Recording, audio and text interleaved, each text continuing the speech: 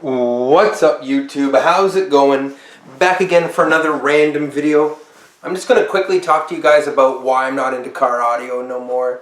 And if you've been subscribed to my channel for years, I first started my channel off by doing car audio, ripping apart my vehicles, my old beaters, installing stereo systems. Geez, I had a stereo system in a Pontiac Sunfire, Pontiac G6, 2000 Hyundai Accent was my big one. Creep my channel, you will find one of my top video views, 125,000 to be exact, with the Alpine Type R's, because they were so new at the time. Those black ones that everyone wanted to see them, you know. Not sure on the wattage. I think it was like 600 RMS a piece, 1,000 watts each. And I'm running a Hyphonics 24.1 mono amp to them, and Brutus. Zero gauge, the whole thing. Oh man, I still have the exact setup in my basement. Now, why I don't do car audio no more? I really like doing car audio. It's a fun hobby. I've moved on to better things, to be straightforward. Okay, you have kids, you work all the time, you come home, you don't want to do shit like that. Maybe, you get older, and believe me, when you get older, you don't want to play video games somewhere. Your life just gets boring. Or you got to go and find something that is exciting to you. Well, car audio is just not exciting to me no more. It's loud, it's obnoxious. I don't want to get a lot of hate for this, but I did like it at the time. I own a brand new GMC Sierra, this year's model, and I don't feel like ripping that apart, putting beat in it. As cool as that would be, I got kids, neighbors. No one wants to hear loud exhaust pipes at 5 o'clock in the morning. Though it is pretty sick. I personally don't care. I would rather rip down the street, cranking my tunes, getting the looks. But I can't put shallow mount subs underneath my seat, or else I would keep my subs. But right now they're in the basement, in the box, and they're hooked up to my other setup.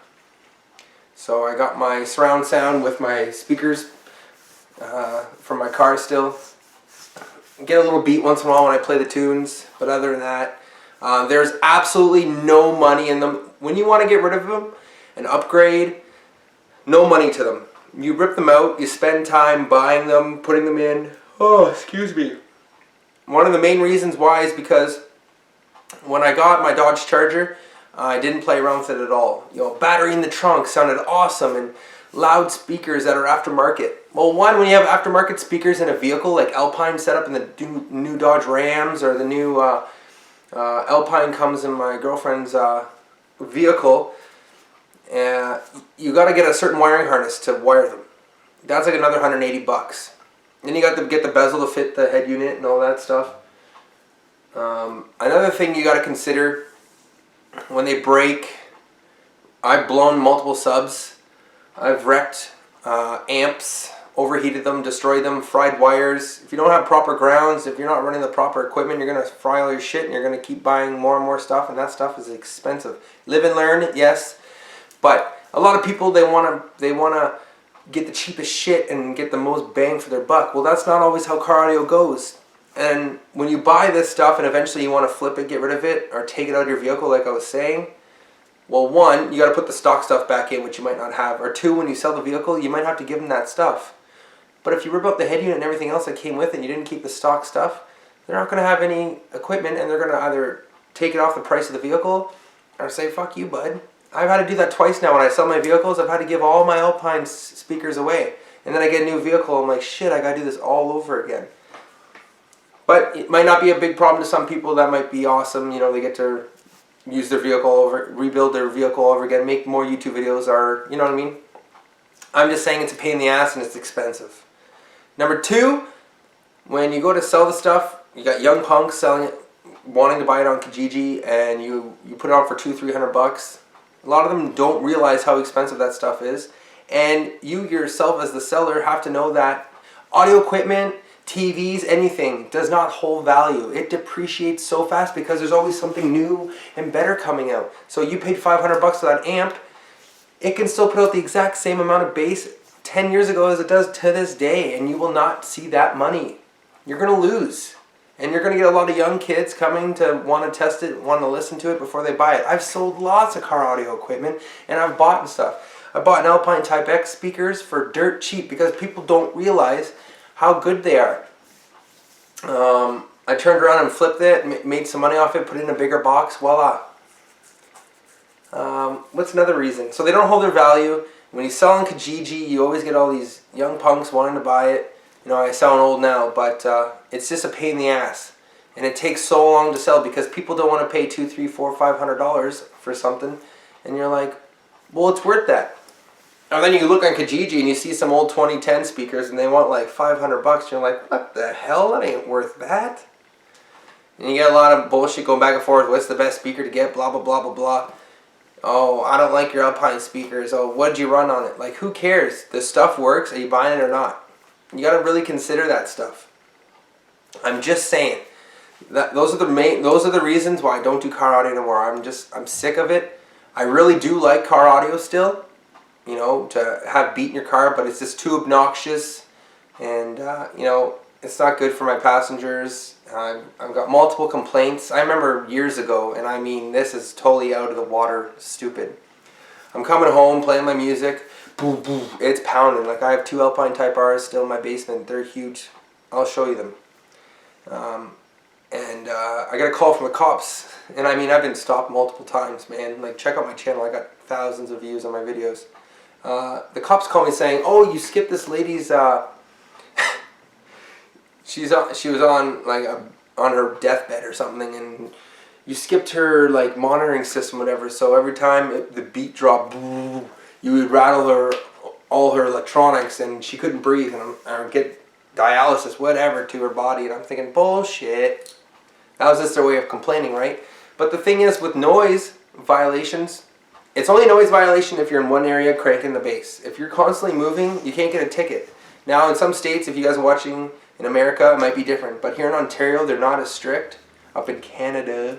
And I don't really see that many people car audio anymore, so I don't know if it's dying off. It's extremely expensive. Future Shop doesn't do it. Well, Future Shop doesn't even exist. Best Buy doesn't even do it no more. You got to order from like eBay and Sonic Electronics. Those are still good websites, and they've even answered some of my personal questions in their videos.